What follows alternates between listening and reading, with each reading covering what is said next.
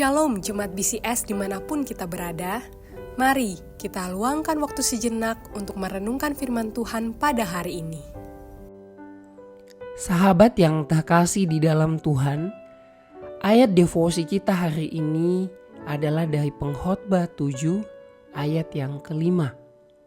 Firman Tuhan berbunyi, mendengarkan hardikan orang berhikmat lebih baik daripada mendengar nyanyian orang bodoh. Judul renungan hari ini adalah bersukacita saat dinasihati. Bapak Ibu, pada dasarnya semua manusia memiliki kecenderungan haus akan pujian. Saat sanjungan mengalir, kita akan merasa senang. Tetapi ketika orang lain menegur kita, apalagi untuk teguhan yang tajam, yang tidak mengenakan, reaksi kita seringkali adalah penolakan. Kita merasa marah, bahkan mungkin direndahkan. Kita merasa sedang dipersalahkan. Maka pertanyaannya, mungkinkah kita dapat menemukan sukacita di dalam nasihat yang ditunjukkan orang lain kepada kita? Kitab Pengkhotbah memberikan kita suatu kebenaran bahwa jauh lebih baik mendengar hardikan atau nasihat dari orang bijak daripada mendengar nyanyian orang bodoh. Apa yang dimaksudkan dengan nyanyian orang bodoh? Bapak Ibu, nyanyian adalah sesuatu yang mengenakan di telinga kita. Rasanya enak untuk didengar. Dan kita suka mendengarkan nyanyian yang indah. Nah, pujian yang kosong dari orang yang tidak berhikmat terdengar seperti nyanyian, tetapi sebenarnya sangat membahayakan. Lagi pula, tidak semua yang enak didengarkan berarti baik dan benar. Maka pesan pengkhotbah memutar balik naluri manusia kita. Bukan tepuk tangan atau pujian kosong yang selamanya kita sebut lebih baik. Melainkan seringkali justru teguran yang lahir dari hikmat itulah yang jauh lebih baik. Mengapa? Sebab nasihat yang jujur betapapun pahitnya adalah seperti sinar, seperti cahaya.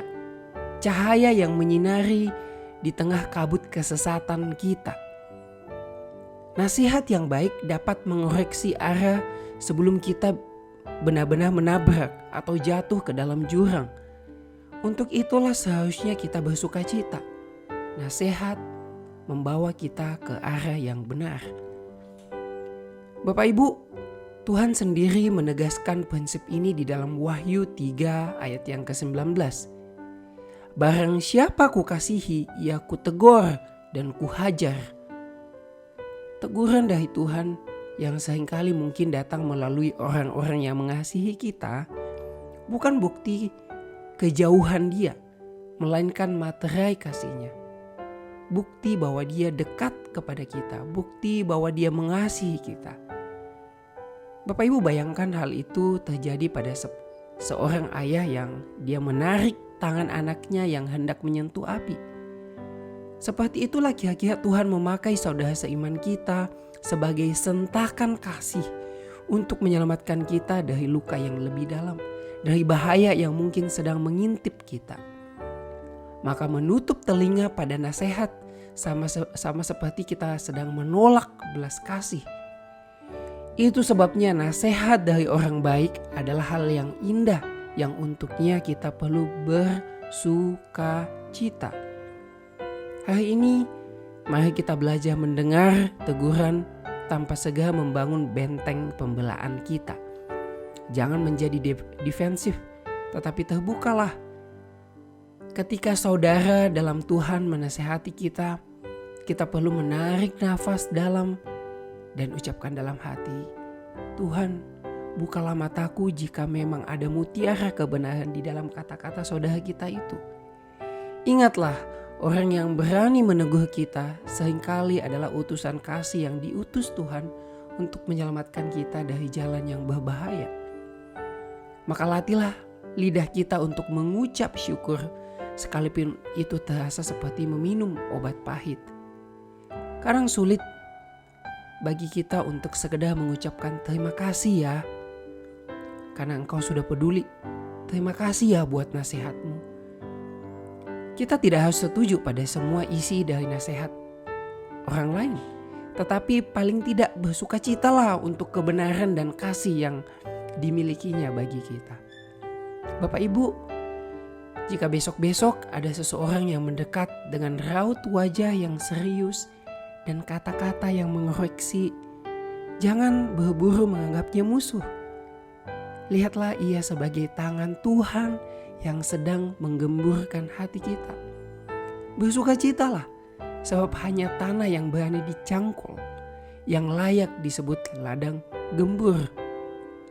Hati yang berani akan menerima masukan. Itulah jiwa yang akan terus bertumbuh subur di dalam Tuhan. Hari ini tanyakanlah pada hati kita, kapan terakhir kali kita merespon teguhan dengan defensif? Dan mengapa kita defensif? Jika nasihat adalah cara Tuhan mengasihi kita, lalu bagaimana kita harus bersukacita ketika orang lain menasihati kita di dalam kasih? Mari kita berdoa. Bapa, kami mohon hari ini supaya Engkau memberikan kepada kami kerendahan hati. Kerendahan hati untuk terbuka, untuk melihat bahwa diri kami seringkali menempuh jalan-jalan yang seringkali kami tidak ketahui sebagai jalan yang berbahaya. Karena itu kami butuh saudara kami yang menasehati kami, yang memperingatkan kami. Dan untuk itu kami perlu bersukacita, bukan merasa defensif. Tolong hati kami, berikan kami kerendahan hati. Di dalam nama Tuhan Yesus kami berdoa. Amin. Demikian renungan harian kita pada hari ini. Mari kita terus rindu menjadi murid Kristus bersama keluarga Allah. Tuhan Yesus memberkati.